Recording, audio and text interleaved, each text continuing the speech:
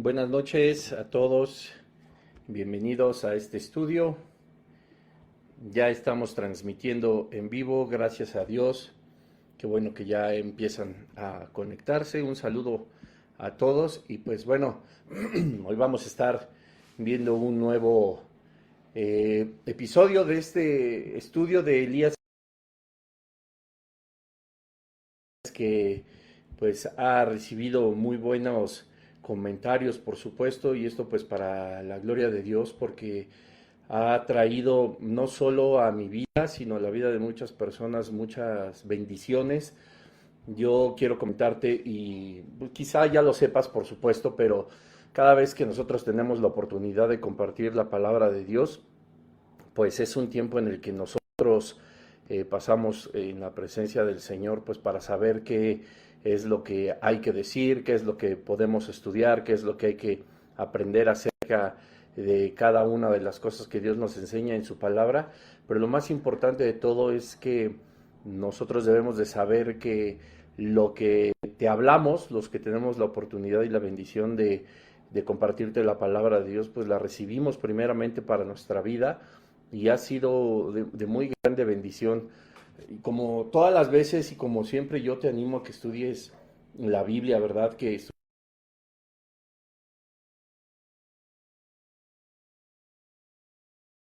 ¿Verdad? O sea, sí, digo que hay mucho que aprender porque hay una gran cantidad de cosas que aprender, pero más que la cantidad de cosas es todo lo que podemos aplicar a nuestra vida, ¿verdad? Es todo lo que nosotros podemos obtener de parte de Dios cada vez que nosotros estudiamos su palabra. Te repito, lo que a nosotros nos dice Dios para poder compartir contigo, pues evidentemente nos lo habló primeramente a nuestra vida. Yo te quiero decir que hay tantas cosas que yo creo que yo he sido el primer bendecido, ¿verdad? O sea, de compartirte a ti este estudio, de compartirte este, eh, pues sí, estudio semanal, quiero decirlo, es que me quedo pensando en tantas cosas y en todo lo que yo he recibido de parte de Dios y que estoy seguro que tú también lo has recibido y pues eso me da a mí muchísimo, muchísimo gusto, ¿verdad? Ojalá que como cada semana te animo, tú compartas estos videos en tu muro, que tú puedas hablarle a más personas de que se conecten, porque pues en realidad está siendo de muchísima bendición y hemos estado aprendiendo una gran cantidad de cosas. Y bueno, pues bienvenidos a todos en el Facebook, en el Instagram. Ahora estamos también haciendo un estreno de cada uno de los mensajes los martes a las 8 de la noche en mi página de YouTube. Ya no lo estamos haciendo los lunes a las 10 de la noche, entonces pues para que tú también estés al pendiente, si quieres ver una vez más este mensaje, lo puedes ver en el Facebook, lo puedes ver en el Instagram también, me encuentras como Bruno Navara. En Instagram, Bruno Nava aquí evidentemente en el Facebook y Bruno Nava también en YouTube. Entonces los martes a las 8 de la noche se está subiendo ese estudio y pues puedes verlo en YouTube, en Instagram, en Facebook, hay una gran variedad. Pues recordarte también que también ya está en audio, en solo audio, en MP3, toda la serie de Tesalónica, el gran ejemplo, que es una serie de 41 conferencias con un estudio exhaustivo de la primera y segunda carta de Pablo a los tesalonicenses, que estoy seguro que fue de mucha bendición para todos nosotros. Así que si quieres el enlace para poderlo descargar de forma completamente gratuita, pues es tuyo por completo. Puedes descargarlo, agregarlo a un USB, quemarlo en un CD en MP3 o la forma en la que a ti mejor te acomode, pues para estar escuchando pues, en casa, en el coche o con tus audífonos, ¿verdad? O en algún viaje en el trayecto en el camión, pues es más fácil en MP3, así que pues si tú lo quieres obtener, ahí está. Si quieres ver los videos, pues obviamente están también aquí en mi perfil de Facebook, en el de YouTube y en el de Instagram. En el de Instagram hay uno o dos mensajes que no están, no recuerdo por qué razones, de pronto una o dos veces creo que no compartí en el Instagram, pero bueno, así que pues vamos a empezar, vamos bien, vamos a continuar. Yo creo que hace 8 días fue un mensaje muy, muy hermoso, muy confrontador también, ¿verdad? Pero esta semana pues no va a ser la excepción. La verdad es que yo estoy bien agradecido con Dios por el tema que vamos a estudiar hoy y pues que hemos estado aprendiendo de la vida de Elías, ¿verdad? Hemos estado aprendiendo la historia, de dónde es, de dónde vino, en qué momento apareció. Y pues a diferencia de a lo mejor algunos otros mensajes que se han dado de Elías, pues estamos viendo de una forma muy exhaustiva, ¿verdad? Tan es así que no hemos pasado del versículo 1, en donde nos enseña el Señor en cómo rompe la escena de toda la maldad que había con Acab y con Jezabel, ¿verdad? Y que bueno, pues hoy vamos a estar analizando un poquito de la vida de Elías y vamos a seguir adelante con nuestra lectura bíblica y avanzando sí un poquito más con los versículos, pero pues vamos a ir analizándolos también de una forma exhaustiva, de una forma profunda, como nos enseña la Biblia, que debemos de escudriñar la palabra de Dios y de meditar en ella de día y de noche.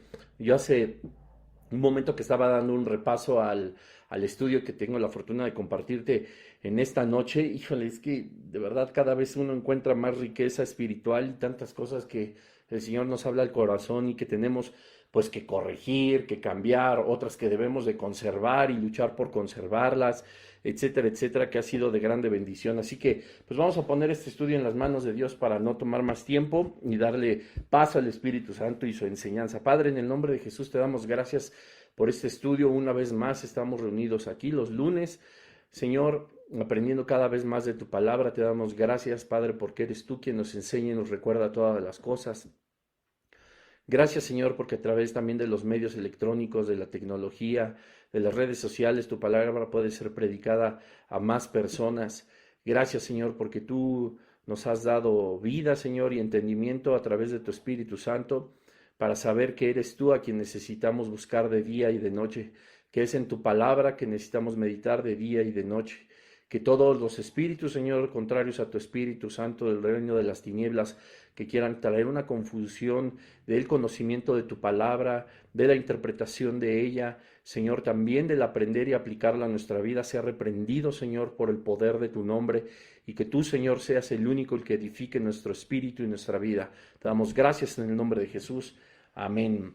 Y pues bueno, qué bonito es también poder orar con el poder del nombre de Jesucristo, que el reino de las tinieblas pueda soltar, ¿verdad? Nuestra mente, como lo vamos a estar viendo, o bueno, más bien como todos sabemos, ¿no? Como nos dice la palabra de Dios, que tenemos que renovar nuestro entendimiento a través del Espíritu, de la palabra que es viva, que es eficaz, que es más cortante que una espada de dos filos, y esas garras de Satanás que a veces nos hacen como si nos tuvieran presos, ¿verdad? En confusión, en falta de fe, de esperanza, pues nos llevan a pensar en un montón de cosas menos en lo que la palabra de Dios nos dice, y pues por supuesto ahí es donde nuestra confianza flaquea, y es evidentemente como lo pudiste ver en los anuncios de este estudio que vamos a abordar acerca este tema acerca de la confianza, ¿verdad? Se llama el tema número 4 de esta serie, obligados a confiar. Y pues antes que nada, yo quiero decirte que la palabra obligados como que no nos gusta siempre, ¿verdad?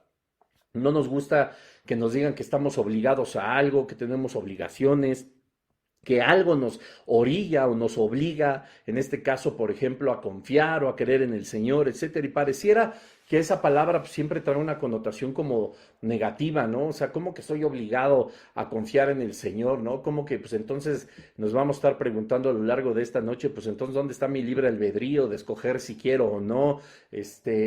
¿Por qué me obliga, no? ¿Por qué me siento obligado en seguir una vida espiritual conforme a la palabra de Dios y no conforme a mi experiencia o lo que alguien más me puede enseñar, etcétera, etcétera? O sea, va como que en contra de mi libertad, ¿no? Si se supone que el Señor me dio el poder y el regalo del libre albedrío, pues ¿por qué tendría que estar obligado a hacer algo? Bueno, pues lo vamos a ir analizando poco a poco, pero pues no siempre la palabra tendría que significar algo que a nosotros nos llene así de, pues ya ¿cómo se dice? De estar a la defensiva, ¿verdad? Algo que luego debemos como de percibir con mucho cuidado, etcétera, etcétera, pues porque no es así, o sea, nosotros estamos aprendiendo mucho acerca de la palabra de Dios y en el sentido del tema de que es obligados a confiar, no solamente nos estamos refiriendo a lo mejor a esa palabra, sino Creo que esta palabra puede ser un sinónimo de un compromiso, ¿verdad? O sea, nosotros nos comprometemos a confiar en el Señor, no porque tengamos, como dice la palabra, forzosamente que hacerlo o estar obligados a hacerlo. Sin embargo, vamos a ir analizando a través de la vida de Elías y de sus primeros pasos dentro de la palabra de Dios, dentro de la escritura, de cómo nos enseña que empieza su ministerio, cómo esta obligatoriedad o este compromiso que tenemos, pues no es más que una parte que nos muestra a nosotros y nos enseña que es una revelación de parte de nuestra vida porque decidimos creer en el Señor, porque le amamos, porque confiamos plenamente en Jesucristo, que nos vemos comprometidos, obligados en el buen sentido de la palabra y de una forma consciente y de una forma correcta, porque creemos en Él, ¿verdad? O sea, no podemos nosotros no tener un compromiso ni estar obligados a confiar en Dios si verdaderamente si en realidad creemos en Él, ¿verdad? O sea, esto es como que va junto con pegado, por decirlo de alguna forma muy coloquial. Si nosotros creemos en Dios, pues estamos comprometidos también a creer en Él, ¿no? Hay como una obligación, no por falta o en contra de nuestra voluntad, sino porque nosotros estamos, si es verdadera nuestra fe, depositando nuestra confianza en Él. Es decir, estamos obligados a creer en Él, obligados a confiar en Él, obligados a confiar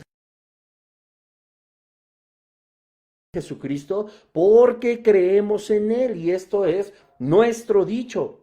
La Biblia no dice, Bruno confía en mí, Edna, Susana, George, etcétera, etcétera, confían en mí, ¿verdad? No, la Biblia no dice que cada persona en particular, sino aquel que ha puesto su confianza en Jesús, porque si tuviera que ser forzosamente que todo mundo estuviera obligado a creer a Dios, lo más seguro es que nosotros que ya llegamos a los pies de Jesucristo, lo hubiéramos rechazado y nunca lo hubiéramos aceptado, ¿verdad? ¿Por qué? Pues porque es la naturaleza del ser humano, que si me obligan a algo, yo tengo en mi corazón o en mi voluntad el no querer hacerlo. Estoy obligado, tengo que hacerlo, pero eso no significa que quiera hacerlo. La gran diferencia con el estar obligados de acuerdo a nuestra palabra, de creer en Él, es como un sinónimo del compromiso que nosotros tenemos de confiar en Él, puesto que creemos en Él y en toda su palabra y en todas las promesas que vienen aquí. O sea, yo no puedo tener cero compromiso con el Señor, pero sí digo que creo en Él. Pero yo no estoy comprometido a obedecerle, yo no estoy comprometido a guardar sus mandamientos, yo no estoy comprometido ni obligado a crucificar mi carne, a crucificar mis anhelos pasionales, mi impureza sexual, mi alcoholismo, mi drogadicción, etcétera, etcétera, mis iras, mis celos, mis contiendas, todas las obras de la carne. Yo no estoy obligado a deshacerme de ellas, pero yo sí creo en el Señor. Pues pareciera y no pareciera, es absolutamente contradictorio, ¿verdad? O sea, no podemos nosotros, como dice la Escritura, decir que amamos a Dios y no amamos a nuestro prójimo. No podemos nosotros decir que la verdad vive en nosotros si no hay amor entre nosotros, si no hay unidad, si lo que hay solamente son divisiones, contiendas, como que decimos, ¿no? Que cada quien busca jalar agua para su molino sin importarnos todo lo demás. Eso no puede ser concordante con el decir que amamos y creemos en Jesucristo. Entonces, nosotros estamos en esta obligatoriedad de creer y de confiar en el Señor porque le amamos de acuerdo a nuestro dicho. Ojalá que nos estemos dando a entender, ¿verdad? Si me estoy dando a entender, pon ahí un dedito para arriba, pon un like y también para que no te duermas. Y es bien importante comprender que justamente nosotros, el decir y el decretar que somos hijos de Dios, no es por un poder que nosotros tengamos como seres humanos, sino porque el Espíritu Santo, dice la Escritura, le da convencimiento a nuestro propio espíritu de que somos hijos de Dios. Entonces, estamos obligados porque pertenecemos al reino de los cielos, porque nosotros aquí somos solamente de paso, estamos extranjeros, nuestra verdadera nacionalidad es el reino de los cielos, como dice esta canción de Glorioso Día que a mí me encanta, que nos damos cuenta de que ahora somos, ¿qué? Ciudadanos del cielo. Te voy a recomendar que la escuches porque la letra tiene mucha verdad y mucho poder. Entonces, De hecho, ¿saben qué? Yo creo que les voy a empezar también a recomendar canciones y algunos libros y vamos a hacerlo más dinámico esto para estar preparados para cada mensaje. Pero escúchate esa canción de Glorioso Día. Nosotros somos ciudadanos del cielo. Ahora nosotros estamos obligados a comportarnos como un ciudadano del cielo y no como un ciudadano del mundo, ¿verdad? Estamos obligados a quitar todas las obras de la carne según Gálatas 5 y nosotros estamos obligados ahora a andar en el Espíritu, como nos dice el apóstol Pablo en su carta a los romanos, ¿verdad? Porque dice que aquel que es de la carne en cosas de la carne piensa, pero quien es del Espíritu en cosas del Espíritu piensa.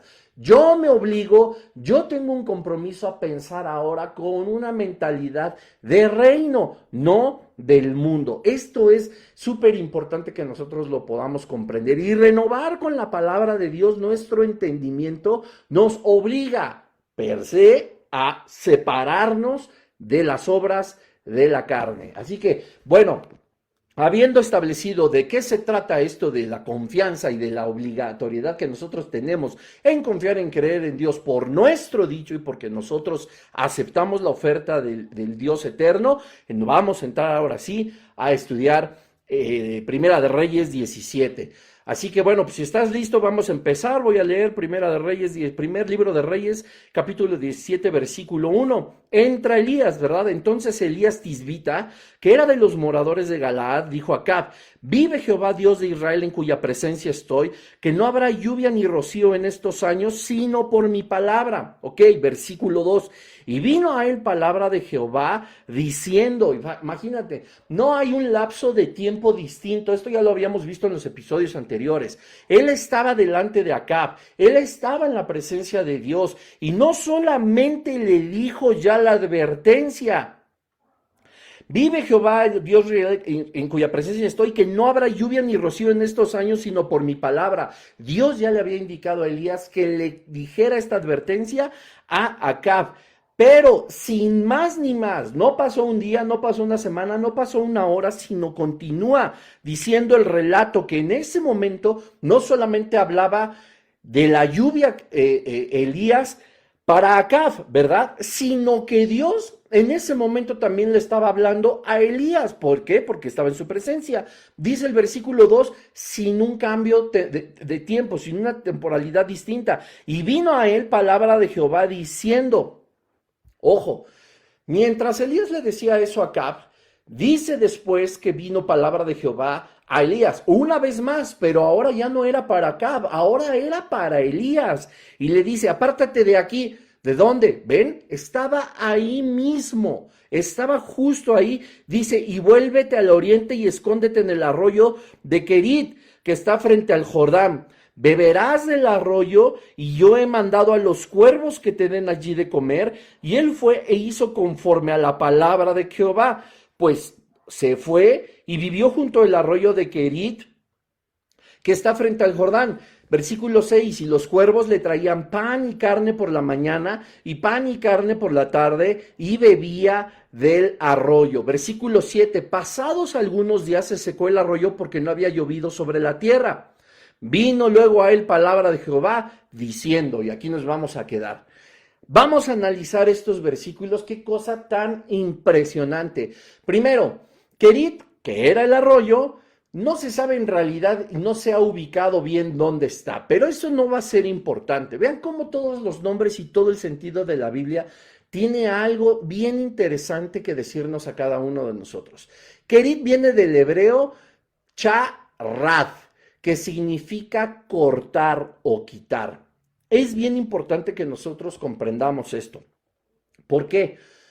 Porque no solamente Elías llegó y le dio una advertencia de que no habría más lluvia, sino hasta que él volviera a decir que habría lluvia. Obviamente no era la voluntad de Elías, o Elías, quiero decir, no tenía el poder de detener la lluvia, ni de decir cuándo volvería a llover por su propia palabra. Obviamente él da la advertencia y la lluvia sería quitada por el poder de Dios.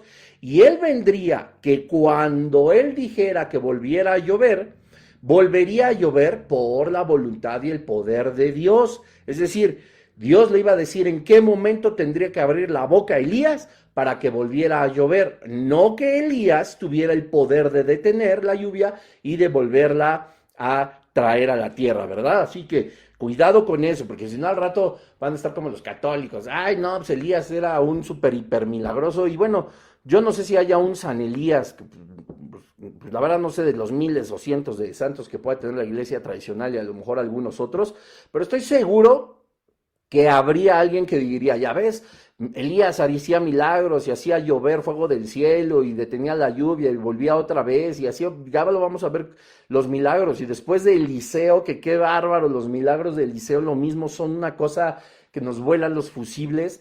Lo vamos a analizar con mucho tiempo, todavía falta para que lleguemos por allá, pero seguramente ya mucha gente estaría diciendo, ay, qué maravilla, qué genial, son santos y son milagrosos. No, siempre fue Dios, ¿verdad? Respaldándolo, siempre fue Dios el que iba delante de Elías, y por eso, si tú no has escuchado el mensaje de 8 cosas que Dios hace por nosotros, te animo a que lo veas ahí en la página de Vida Nueva para el Mundo Toluca. Ahí está, busca un miércoles, ahí está ese mensaje en su primer parte, y hablo justamente de cuando Dios dice que Él va delante de nosotros, pues lo mismo es con Elías, era Dios siempre haciendo estos portentosos milagros. Entonces le dice, apártate de aquí, vuélvete al oriente y escóndete en el arroyo de Querit, que está frente al Jordán. Escóndete ahí, ¿no? Primero, te repito, la etimología de la palabra Querit, que significa, que viene del hebreo charat, que significa cortar o quitar, es completamente significativo, ¿verdad? ¿Qué estaba haciendo Dios? Lo estaba escondiendo, lo estaba poniendo Elías después de haberse enfrentado a Acab y a Jezabel, habiendo estado en la presencia de Dios y habiendo lanzado esa advertencia. Ahora Dios le da una segunda orden y le dice, ya no, ya estuviste aquí, ya me obedeciste, ya fuiste delante del rey, ahora ¿sabes qué? Vete. Córtate de aquí, aíslate, aísla a Elías de todo lo que sucedía en el reino de Israel, ¿verdad? A través de Acab y de Jezabel. Dios tiene a veces trato con nosotros, bueno, no a veces, la realidad es que Dios siempre trata con nosotros de una manera, y a lo mejor como cada uno tenemos cosas que tratar en nuestra vida, pues las trata de diferente forma, pero si hay un fin último, que además de glorificar y siempre exaltar el nombre del Señor, porque para todo eso es su obra y su propósito, también hay un fin último que el Señor nos muestra a nosotros, y es el ruego de verdad del apartamiento de cada uno de nosotros de las costumbres del mundo y del mundo en sí. El significado del nombre de este arroyo de cortar, Dios, después de haberlo usado, estaba cortando a Elías de lo que había hecho y lo estaba apartando justamente del reinado, ¿verdad? De Acab. Ve a un arroyo que significa cortado, quitado, te estoy quitando. Dios empieza a decirle, apártate de aquí, vuélvete al oriente y escóndete en el arroyo de donde yo te he cortado, que está frente al Jordán. Y esto a mí me hacía mucho reflexionar cómo Dios tiene un trato para nosotros, como te decía hace un momento, que lo único que busca, además de glorificar su nombre, es verdaderamente apartarnos del mundo para poder cumplir con el propósito del Señor. Y estamos nosotros a veces tan llenos de nosotros mismos y de nuestro ego y de nuestra soberbia y de nuestros talentos y de nuestra fuerza y de nuestra experiencia, muchas veces de nuestro dinero, etcétera, etcétera, que a veces nos volvemos tan autosuficientes que dejamos de ser lo que Dios verdaderamente quiere que seamos, y que seamos por completo rendidos delante de Él. Hay muchas cosas que nosotros debemos de comprender dentro de nuestra vida cristiana, pero una de las más claras y básicas es que de verdad nos debemos de desprender por completo del mundo y confiar verdaderamente en aquel que decimos que confiamos. Hay muchas cosas que nos hacen no confiar en Él, que nos ponen en duda en cuanto a su plan, en cuanto a su propósito, en cuanto a la forma en cómo Él, de una forma soberana, está realizando su obra en tu familia, en tu vida, en tu lugar de reunión, en tu ministerio, en tu trabajo, etcétera, etcétera, etcétera.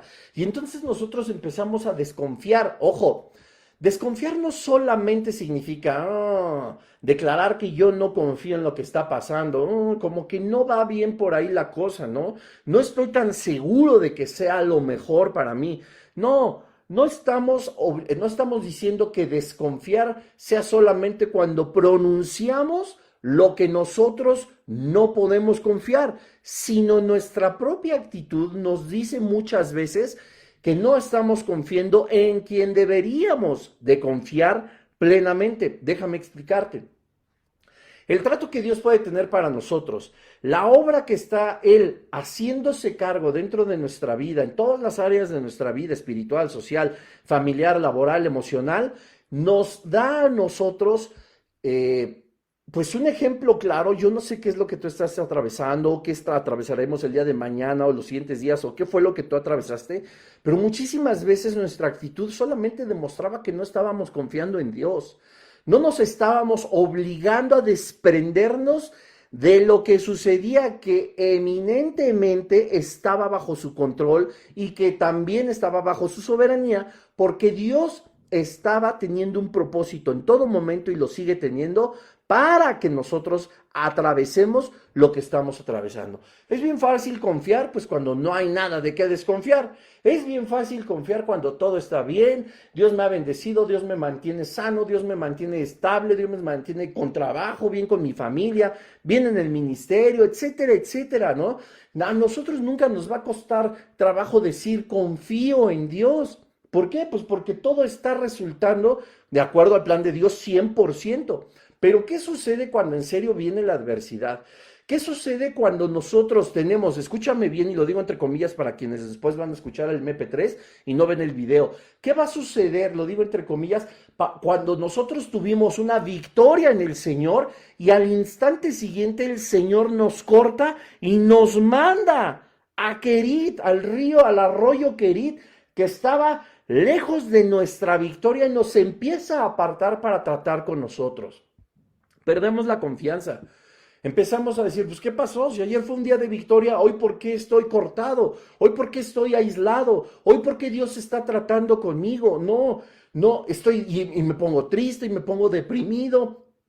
Y empiezan a pasar un montón de cosas en mi alma, en mis emociones, y empiezo a dudar si lo que yo estoy haciendo dentro del reino de Dios, y créanme lo que esto cuando me lo habló el Señor, me habló de una forma tan profunda que yo he de decirlo delante del Señor, pues estamos en su presencia y por supuesto contándoselos a cada uno de ustedes, que yo muchas veces pasé justamente por eso y de pronto decía, no, pues entonces será que yo no estoy delante de la presencia del Señor, ni he estado haciendo algo que glorifique su nombre, ni la victoria que fue para el Señor a través de mi vida resultó en algo que a mí me haga sentir que verdaderamente soy su hijo.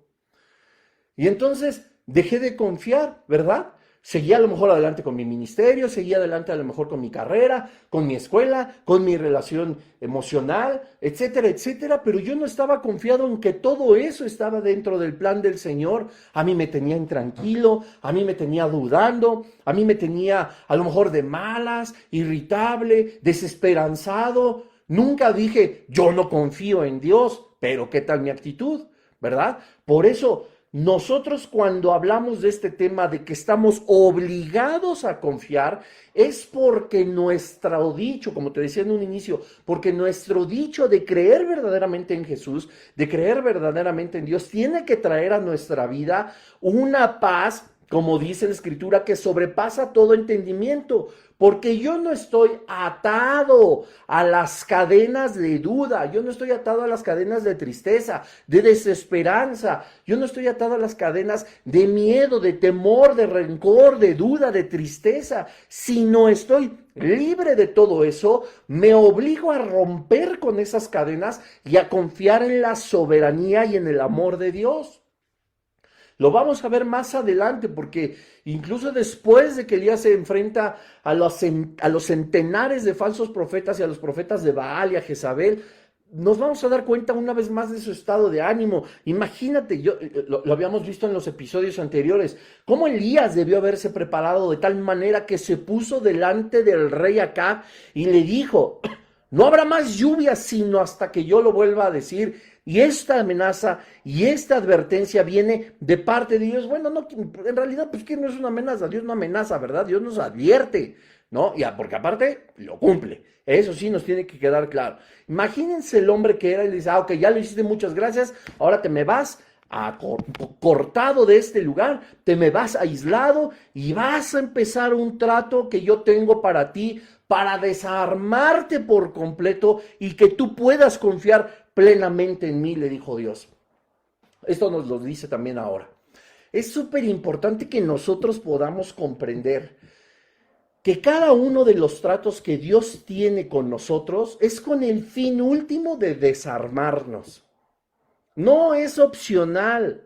Dios no permite que nosotros confiemos en nosotros mismos. Dios no permite que tú confíes en un talismán, que tú confíes en un santo, que tú confíes en la cruz de San Benito. Dios no quiere ni permite que tú confíes en amuletos, que tú confíes en el dinero, que tú confíes en alguien más que no sea Él. No sé si me estoy dando a entender, ¿no? Éxodo 20 nos enseña los 10 mandamientos.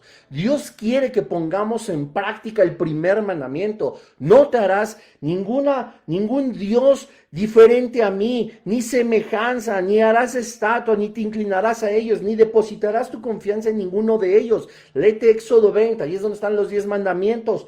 Porque yo soy tu Dios, Jehová, celoso. Algún día hablaremos de la palabra celoso, que no significa lo que tú experimentas en alguna relación, bueno, etcétera, no es el tema ahorita. Pero el Señor quiere que confiemos plenamente en Él, que nosotros nos desprendamos de todo lo que a nosotros nos da seguridad en la vida, escúchalo bien, de tu carrera, de tu trabajo, de tus capacidades, de tu dinero, incluso de tu esposa, de tu esposo. Nosotros no podemos hacer de nuestra pareja, de nuestra esposa, de nuestro esposo un ídolo. Ningún ser humano, ninguna cosa creada por Dios, ningún objeto, ni nada que esté arriba en el cielo, abajo en la tierra, puede ocupar el lugar del Señor. Eso es lo que nosotros tenemos que aprender cuando el Señor está tratando con cada uno de nosotros para que podamos estar en charrat, cortados, aislados, para que el Señor nos desarme por completo. Uno de mis libros favoritos, pero de verdad es una joya de la literatura inspirada en la Biblia, por supuesto, se llama Perfil de tres monarcas. Yo creo que ha sido el libro que más veces he leído y el libro que más veces también he regalado. ¿Y cómo nos enseña Dios a través de la vida de Saúl, David y Absalón? Lecciones tan importantes de poder confiar verdaderamente en Dios. David, como todos sabemos, se la pasó color de hormiga cuando Saúl era rey de Israel, ¿verdad? La persecución, le aventaba lanzas, lo trataba mal, lo trataba con la punta del pie, y David siempre confió en el Señor. No es que uno no deba de sentirse afligido, triste, no es que las emociones que se anidan en nuestra alma las tengamos que suprimir, las tengamos que cortar, las tengamos que llevar al arroyo de Querit. No es así, por supuesto que sentimos, por supuesto que las tenemos. Jesús mismo lloró, dicen los evangelios, ¿verdad? Jesús mismo se molestaba con todos los cambistas y vendedores en la casa del Señor o en el templo que estaba dedicado a Él, etcétera, etcétera. Las emociones persisten. Pablo nos aconseja no dormirnos enojados, ¿no? Con nuestra pareja, con los amigos, con nadie. La palabra siempre nos dijo, en cuanto dependa de nosotros, estad en paz con todo el mundo.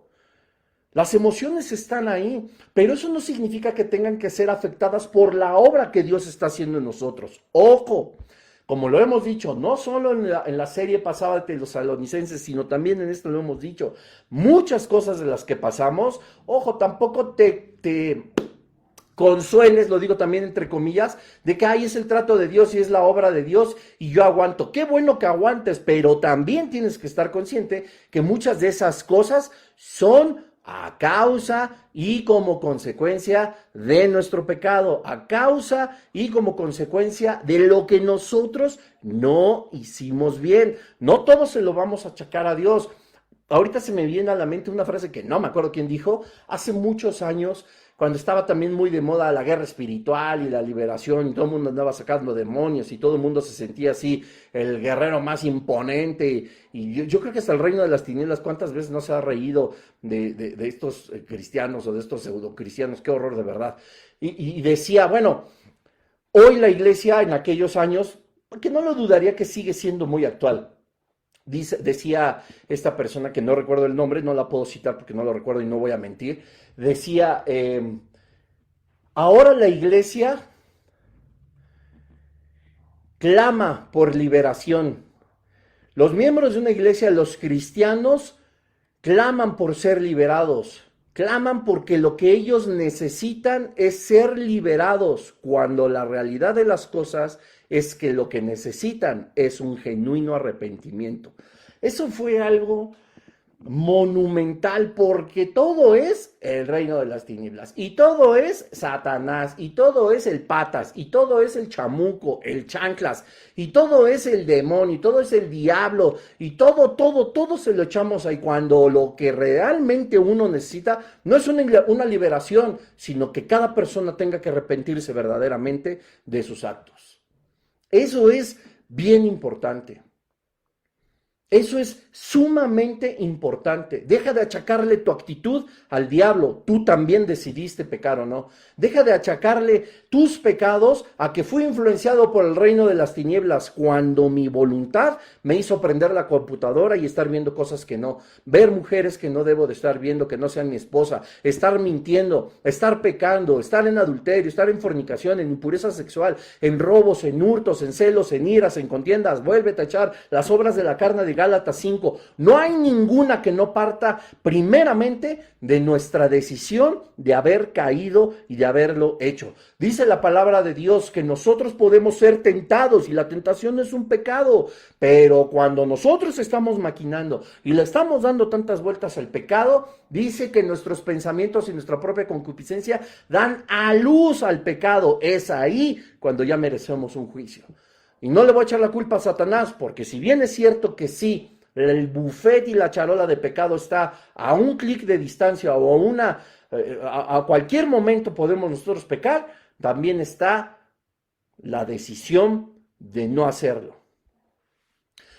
Leí alguna vez también una frase que la compartí con un grupo de amigos, discípulos, etcétera, y como que no entendieron muchos, y otros sí. Bueno, yo no quise hablar en realidad mucho de eso, pero decía: cada vez que nosotros tenemos una tentación, es una gran oportunidad de decirle a Dios cuánto le amamos. Y entonces un montón de gente así de: nah, ¿cómo le voy a decir a Dios que lo amo con mis tentaciones? ¿Qué herejía es esa? ¿Qué pecado es ese? Y no, bueno, ya me imagino. Pero si ponemos atención a lo que dice esa frase, que tampoco me acuerdo quién la dijo, pero que decía, te la repito: cada tentación que nosotros tenemos es una oportunidad de decirle a Dios que le amamos. Te la explico. Tiene tanta razón, porque cada tentación que yo tengo, yo puedo decir: si caigo en ese pecado o no, Dios, yo te amo. ¿Ves? Cada tentación que yo tengo es una oportunidad de demostrarle al Señor que verdaderamente yo le amo. Yo tengo tentación de prender la computadora y ver cosas que no, Señor, yo te amo. Esta tentación es una oportunidad para mí decirte que yo te amo y que no lo haré.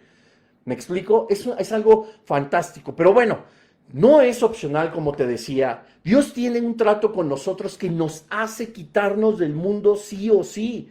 No es opcional que nosotros pongamos, como decía Santiago también: nadie que milita, hablando de un ejército que somos tú y yo, el de Jehová de los ejércitos, nadie que milita se enreda en las cuestiones del mundo. Nadie que milita se enreda en las cuestiones del mundo. Nadie que milita se enreda con el mundo. Nosotros tenemos que ser como Elías, apartarnos al arroyo de Querit, apartarnos y ser cortados y ser quitados del mundo. Gálatas 2:20. Te lo leo rapidísimo.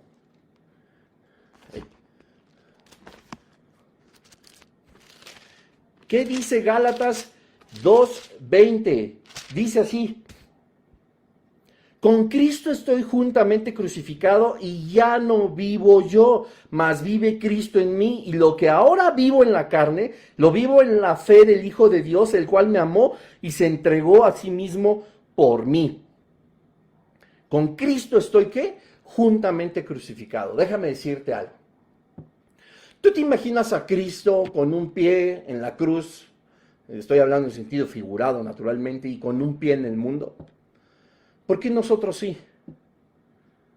¿Por qué no nos obligamos verdaderamente a confiar en el Señor y que todo lo que sucede alrededor de nuestra vida está bajo el control de Dios y que podemos nosotros estar crucificando nuestra carne, como dice el apóstol Pablo a los Gálatas. Yo estoy con Cristo juntamente crucificado, ya no vivo yo. Yo me tengo que obligar a confiar y a creer en el Hijo de Dios. Yo me tengo que obligar a hacer que mi vida sea algo completamente desprendido del mundo, como lo fue con Elías. Elías estaba siendo usado por Dios, estaba en su presencia y en ese momento todavía le dice Dios, le habla, dice, vino a mí voz de Jehová y me dice, vete al arroyo de Kerit, vete al arroyo, te voy a quitar de aquí. ¿Sabes cuál es la cosa? Dios tiene un trato, como te he decidido, de tal forma que nos tiene que desarmar para algo más grande. Si bien es cierto lo que Elías hizo, y que lo hemos hablado en el capítulo 2 de una forma súper extensa, y en el 3 por supuesto también lo retomamos un poco, de quién era Elías por estar en la presencia de Dios y enfrentarse a Acab y a Jezabel, Dios tenía algo todavía más grande para él. Dios tenía cosas mucho más imponentes para Elías, y lo tenía que preparar. No que Elías no fuera escogido por Dios, no que Elías no fuera un instrumento de uso honroso para el Señor, pero venían cosas más serias, venían cosas que tenía que Elías desprenderse más de sí mismo para poder servir al Señor. Vamos de regreso a primer libro de Reyes, capítulo 17.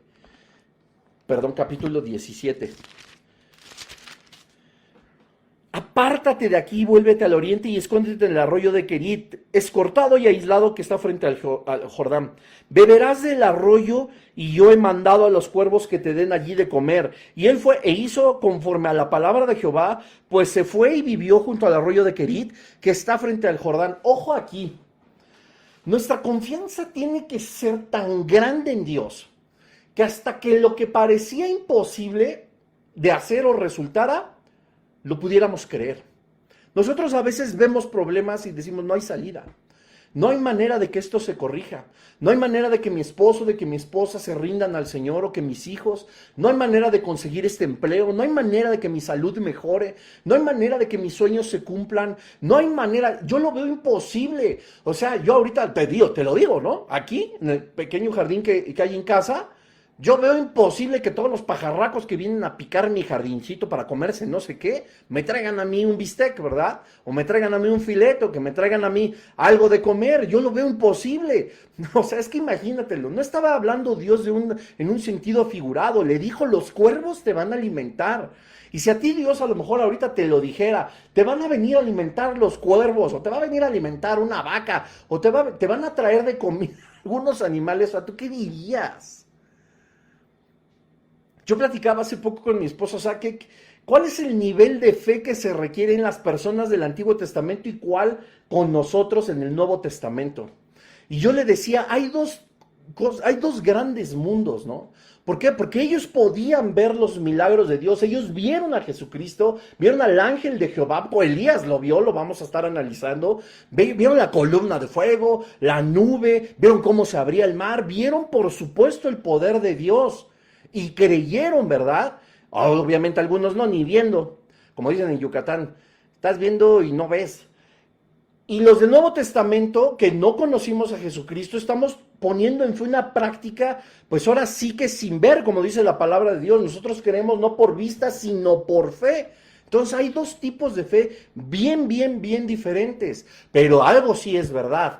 Tampoco antes tenían lo que nosotros ahora ya tenemos por completo, que es la palabra de Dios. Bueno, en cualquiera que sea de los casos, hay muchas cosas que nosotros vemos imposible, como Elías, también decirle, ¿cómo me van a venir a dar de comer unos cuervos? O sea, ¿cómo? Y lo hicieron. Dios nos muestra que Elías, al recibir en el versículo 2 la palabra de Jehová que le dijo, apártate de aquí, vete al arroyo y unos cuervos te van a alimentar, él no dudó. Él se obligó a confiar en lo que nadie más podría confiar. ¿Por qué nosotros no nos obligamos a confiar en quien todo lo puede?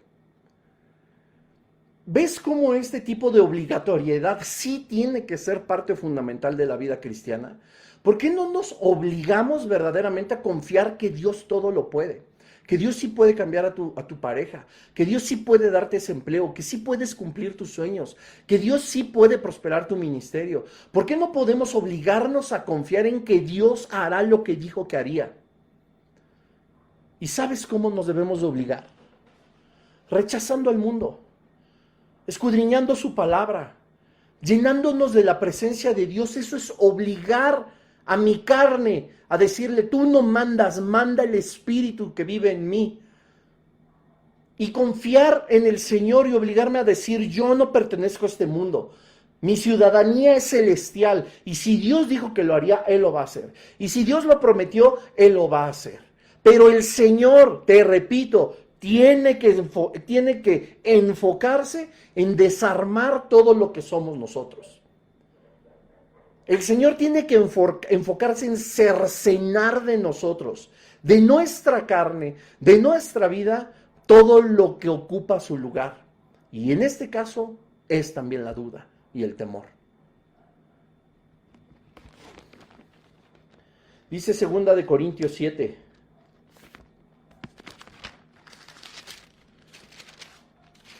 En el versículo 1. Así que, amados, puesto que tenemos tales promesas, limpiémonos de toda contaminación de carne y de espíritu, perfeccionando la santidad en el temor de Dios. Así que, amados hermanos, pues tenemos tales promesas, ya las tenemos. Los cuervos, Elías, te van a alimentar. Los cuervos, Elías, te van a dar de comer. Y en la mañana, en la tarde, en la noche, cada vez que se te antoje unos tacos de pastor, van a venir. Los cuervos, cada vez que se te antoje una torta de carnitas, te la van a dar. Unos bisteces, un chorizo, te van a alimentar, ¿verdad? Parece imposible, pero lo hacían, dice la Escritura. Tenemos tales promesas, dice entonces la palabra de Dios en 2 Corintios 7:1, que estas promesas vienen, ¿cuándo qué? Cuando nos limpiamos de toda inmundicia de carne y de espíritu, cuando nos vamos al arroyo de Querit, cuando nos corta del mundo, cuando nos separa del mundo, cuando nos aislamos del mundo. Perfeccionándonos, ¿en qué? En nuestra santificación en el temor de Dios. En el respeto y la honra que merece Dios. Perfeccionando la santidad en el temor de Dios. Elías lo hacía. Elías confiaba tanto y se obligaba, y nosotros debemos de ser igual. Yo me voy a obligar a no hacerle caso a la voz del enemigo. Me voy a obligar a ignorar aquella voz que me dice que no se puede, que no puedo ser sano, que no puedo ser salvo, que mi casa no puede servir al Señor. Yo me voy a obligar a creerle a Dios, puesto que yo estoy creyendo en Dios según mi dicho. Y recuerda que el poder de la vida y de la muerte está también en nuestros labios.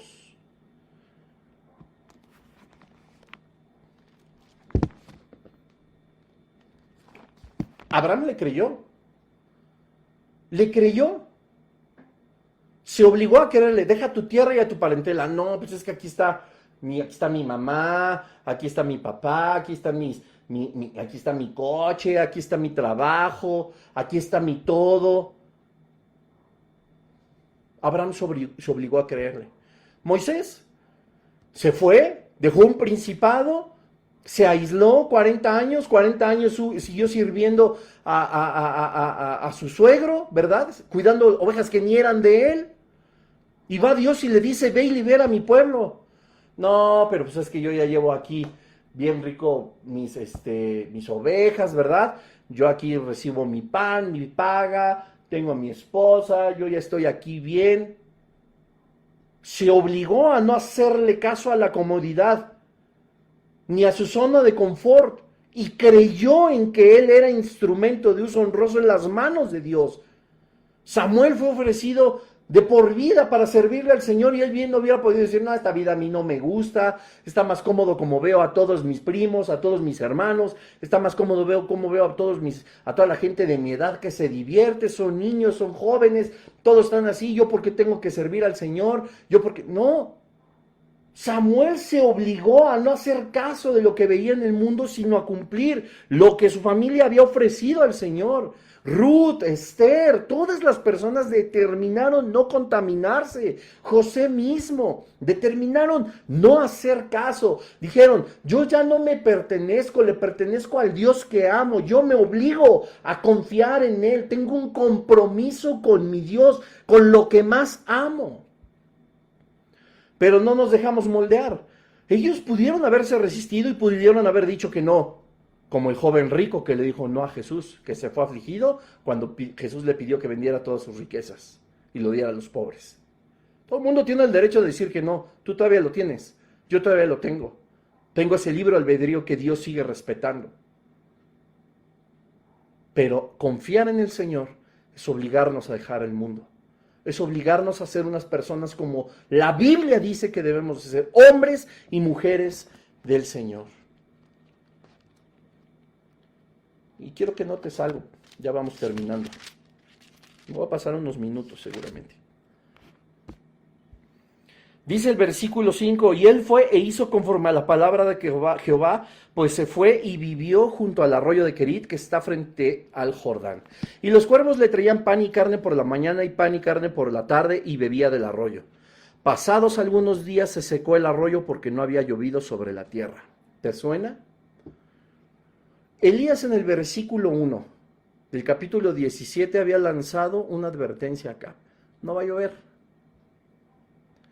No va a haber lluvia. Sabiendo todo lo que conllevaba para el pueblo de Israel, la sequía, la muerte de ganado, etcétera, etcétera, etcétera. Imagínate, sin agua, no iba a llover. Y de pronto Dios le dice, vete a un arroyo, ahí vas a vivir y de ese arroyo vas a beber agua. No te brinca. No, Elías pudo haber dicho, ¿cómo? ¿Cuál arroyo? Si va a dejar de llover, me voy a morir de sed, no tengo que beber. ¿Cómo voy a subsistir? Yo no veo ningún versículo en la Biblia donde él haya dicho o cuestionado a Dios de que ¿cómo voy a beber de un arroyo si se va a secar? Él mismo había advertido a Acab que no habría lluvia. Pasados algunos días, no dice un mes, 3 meses, en realidad la temporalidad no es importante. Ya habían pasado días y se secó el arroyo, pues claro, porque dejó de llover, de acuerdo a la palabra de Jehová. Y Elías tampoco dudó. Elías siguió adelante, siguió creyendo, se obligó a confiar en Dios. Él pudo haber dicho, ¿cómo va a venir un pajarraco a alimentarme? ¿Qué voy a hacer yo ahí metido al lado de un charco? Que además se va a secar, me voy a morir de sed. Elías jamás cuestionó eso. Él fue, vivió lo que significa vivir junto al arroyo de Querit y después el arroyo se secó, donde él bebía. Este trato que Dios tenía con Elías hubiera destruido a cualquier cristiano que no esté preparado. Este trato que Dios tuvo con Elías, a aquel cristiano que no tuviera la madurez espiritual o la valentía de enfrentar un mundo en deterioro como lo estamos viviendo nosotros, simple y sencillamente no hubiera podido ser un instrumento del Señor. Yo creo que cada uno de los que estamos escuchando, yo creo que cada uno de los que estamos viendo, anhelamos ser instrumentos de honra para el Señor. Anhelamos que su nombre sea glorificado a través de nuestros ministerios, de nuestra vida, de nuestras familias, etc. Qué cosa tan maravillosa que nosotros nos obliguemos a confiar en el Señor, sabiendo que Él tiene el método adecuado, individual, preciso y eficaz y eficiente para que nosotros podamos ser un instrumento de uso honroso. A.W. Tozer decía, es dudoso que Dios pueda bendecir grandemente a un hombre si antes no lo ha herido profundamente. Te repito, el trato que Dios le dio a Elías hubiera destruido a cualquiera de la iglesia actual. Grandes, lo digo entre comillas, ministros hubieran sido destruidos cuando Dios hubiera puesto a prueba nuestra confianza como lo hizo con Elías. Ministros que son de mazapán, de cristal, hombres, mujeres que son absolutamente ofendidos por el mundo, por un mundo en el que ya deberían de estar conscientes que tiende al deterioro y que está, por supuesto, corrupto, completamente deteriorado, y que puede y va a seguir deteriorándose. Eso es bíblico, por supuesto, que difícilmente soportaríamos tratos como Dios lo hizo con Elías. Pero Dios tenía algo más grande para Elías, como lo tiene para ti y lo tiene para mí. Dios quiere hallar valentía en cada uno de nosotros, y de esto depende que nosotros seamos puestos en el arroyo de Kerit, aislados, cortados del mundo. No hay nada que el mundo pueda ofrecer que sea mejor que lo que ofrece Dios. Y si Dios te ha usado de una forma grande, imagínate lo que puede hacer después. Porque a pesar de nosotros, el propósito de Dios se sigue cumpliendo y se sigue mostrando su misericordia y su gracia en nuestra vida. Estoy seguro que nosotros podemos servirle al Señor de una manera mucho más adecuada y mucho más entregada y profunda a Él. Para que nosotros seamos héroes de la fe, como lo son los personajes bíblicos, y escucha bien esto, nadie de los que aparece aquí, salvo Cristo, por supuesto, Dios y el Espíritu Santo, nadie de los que aparece aquí son distintos a ti y a mí. Estos héroes de la fe, como se les dice, hombres y mujeres, fueron guiados y levantados de tal manera que sus vidas están establecidas en la palabra de Dios, y ese mismo Dios es el que mora en ti y en mí. Es el mismo Espíritu. Para que un instrumento sea héroe, útil para Dios, tiene que ser herido, humillado y obligado a confiar solamente en Él. Esto traerá como consecuencia una persona que sea absolutamente de bendición para sí misma, para su familia y para toda la gente que los rodea. Esto no ha terminado aquí. Nosotros tenemos que obligarnos a confiar verdaderamente en Dios. Y si bien es cierto, y escucha bien esto, que en Primera de Reyes, en el versículo 1 del capítulo 17, presenta a Dios a Elías como el tisbita, entonces Elías tisbita. También es verdad que al final de ese versículo, de ese capítulo, Dios presenta a Elías de una diferente manera. Entonces la mujer dijo a Elías: ahora conozco que tú eres varón de Dios y que la palabra de Jehová es verdad en tu boca. Elías ya había sido instrumento de Dios delante de Acab, pero era Elías tisbita. Después de este trato, él se convirtió, según la palabra de Dios, en un varón de Dios. Siempre hay algo más que el Señor tiene para ti y para mí. Gracias te damos, Señor, en esta noche, porque, Señor, tú nos enseñas, Padre, que siempre hay un escalón más allá que subir, que tú anhelas, Señor, quizá más que nosotros mismos que subamos. Te pedimos en el nombre de Jesús, Señor, que tus tratos con cada uno de nosotros sean, Señor, los justos y los precisos para que tú nos lleves a hacer tu voluntad. En tu palabra nos has enseñado que tú has preparado obras desde antes de la fundación del mundo para que nosotros anduviésemos en ellas. Que, Señor, tu propósito y tu voluntad es algo que primeramente trae gloria a tu nombre, pero Dios, que también nos ayuda a ser hombres y mujeres con un propósito que tienes tú establecido desde antes de la fundación del mundo.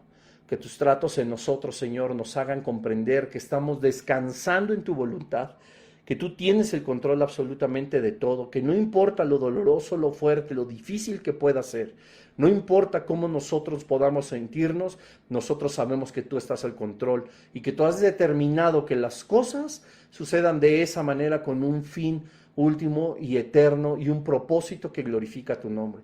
Tú lo permites por algo, Señor. Tú eres soberano. Nosotros confiamos, Señor, plenamente en ti a partir de esta hora, Señor, que nosotros podemos vivir una vida conforme a tu propósito y tu voluntad. Que la desconfianza, Señor, no sea parte de nuestro lenguaje, sino todo lo contrario. Que nosotros acudamos a ese arroyo, que a lo mejor de forma incomprensible los cuervos nos darán de comer, o que nuestros cuerpos dejarán de beber agua porque habrá una sequía, pero aún así, Señor, tú no nos dejarás morir porque tú estás con nosotros. Te damos tantas gracias, Señor, y oramos en el poderoso nombre de tu Hijo Jesucristo. Amén y amén.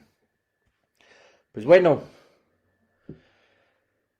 qué impresionante de Elías, ¿verdad? Que nosotros podemos ser igual, de pasar de ser tisbita, un vocero, a ser un hombre, una mujer de Dios, como instrumentos de uso honroso para el Señor. Pues bueno, ya son un poquito pasaditas de las 9, que Dios les bendiga. Yo estoy muy agradecido con Dios por estos mensajes, espero que también ustedes estén aprendiendo mucho y sobre todo edificando su vida. Compártanlo, les recuerdo, también está en MP3, solicítamelo ahí, el link para descargar toda la serie de Tesalónica, la iglesia, el gran ejemplo, perdón. Entonces, pues nos vemos la siguiente semana, vamos a seguir adelante, viene un mensaje padrísimo, viene algo nuevo, como siempre tiene Dios para nosotros y que seguramente será de mucha bendición. Comparte este video, te recuerdo que va a estar en estreno en mi perfil de YouTube el día de mañana a las 8 de la noche y pues que Dios les bendiga y paz y gracia de parte de nuestro Señor Jesús. Bye, bye.